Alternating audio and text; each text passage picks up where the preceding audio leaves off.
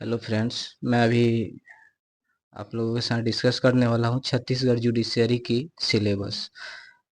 वैसे छत्तीसगढ़ जुडिशियरी की जो पेपर होता है वो तीन भागों में डिवाइड होता है तीन स्टेज में डिवाइड होता है, जिसमें पहला स्टेज होता है प्रिलिमिनरी एग्जामिनेशन जो ऑब्जेक्टिव टाइप होता है, और दूसरा होता है मेंस एग्जामिनेशन जो रिटन टाइप होता है।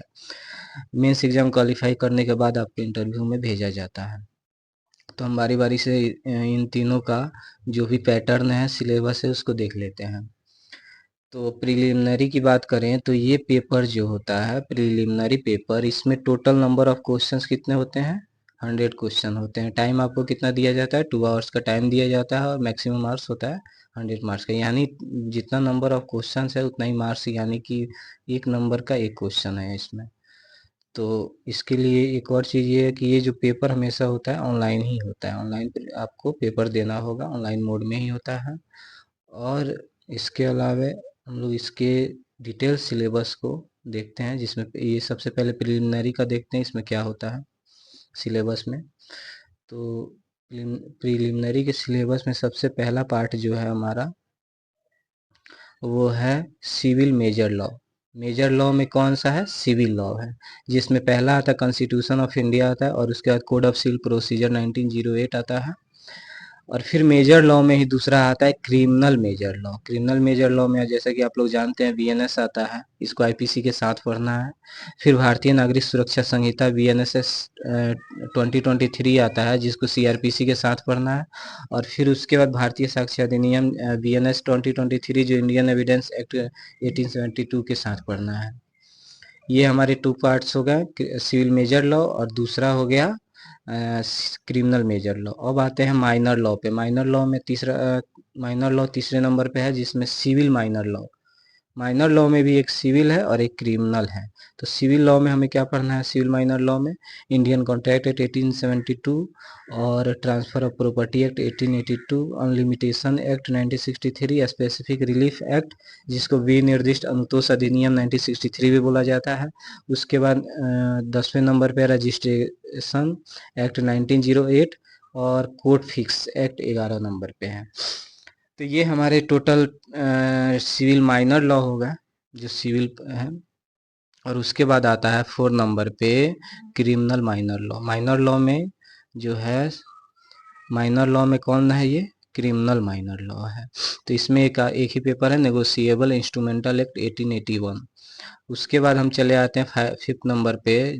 ये इसमें है लोकल लॉ। अब हम लोग छत्तीसगढ़ का अगर पेपर देने जाएं तो वहाँ की जो भी लोकल लॉ है उनको जानना पड़ेगा। जैसे कि सबसे पहला क्या है? छत्तीसगढ़ रेट कंट्रोल एक्ट 2011 है। और उसके बाद 14 नंबर पे छत्तीसगढ़ लैंड रिवेन्यू कोड 1959 है।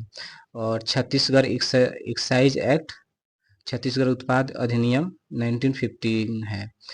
इसके अलावा एक नया पेपर ऐड कर दिया गया इसमें, जनरल नॉलेज ऑफ छत्तीसगढ़, यानी छत्तीसगढ़ को जो भी जनरल नॉलेज है वो आपको जानकारी में होनी चाहिए। तो ये टोटल हमारा सिलेबस जो हो गया प्रिलिमिनरी का हो गया, जो 2 आवर्स का होगा और 100 मार्क्स के होंगे। ये क्वालिफाई करने के बाद आप मेंस में बैठने के लिए एलिजिबल हो जाते हैं।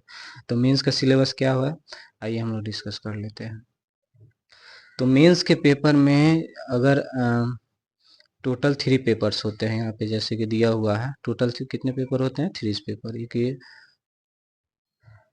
3 पेपर होते हैं, जिसमें framing of issue, writing of judgment in civil case. Civil case का जो जजमेंट राइटिंग और फ्रेमिंग ऑफ इशू ये है, जो कि 14 मार्क्स का होता है।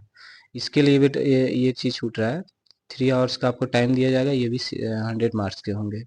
और उसके बाद दूसरा पेपर होता है फ्रेमिंग ऑफ चार्ज, ये क्रिमिनल केसेस में है। Judgment in writing of judgment in criminal cases, framing of charge ये क्रिमिनल केसेस के लिए होगा, जो 14 मार्क्स का ये भी होगा, और 14 मार्क्स का सिविल केसेस के लिए भी होगा। और बाकी का जो 100 में 20 बच गया, उसमें से इंग्लिश टू हिंदी 10 मार्क्स का हो जाएगा, और हिंदी टू इंग्लिश 10 मार्क्स का हो जाएगा, 100 मार्क्स के होगा। एक चीज़ और ध्यान देने की है, यहाँ पे 1:10 का रेशियो दिया हुआ है। 1:10 का रेशियो दिया, मतलब प्री में जो बच्चे क्वालिफाई प्री करेंगे उसके बाद जो टोटल वैकेंसी होती है, सपोज कीजिए कि अगर 15 वैकेंसीज हैं तो उसके 10 × 10 जो है मेंस के लिए बुलाए जाएंगे बच्चे। मेंस के लिए मेंस देंगे, यानी 500। टोटल बच्चे मेंस में बैठेंगे। उसके बाद इसमें क्वालिफाई करने के बाद आपको इंटरव्यू के लिए भेजा जाएगा। इंटरव्यू टोटल कितने मार्क्स का होता है? इंटरव्यू होता है 15 मार्क्स का। तो इसमें दिया हुआ है क्राइटेरिया कि आपको मिनिमम 33% मार्क्स चाहिए अगर आप अनरिजर्व कैटेगरी से हो। अगर आप SC ST से बिलोंग करते हो या अदर बैकवर्ड से तो आपको 25 मार्क्स चाहिए। आपको कितना चाहिए? 25 मार्क्स मिनिमम क्वालिफिकेशन चाहिए। तो 15 मार्क्स का अगर 25 करे तो वही लगभग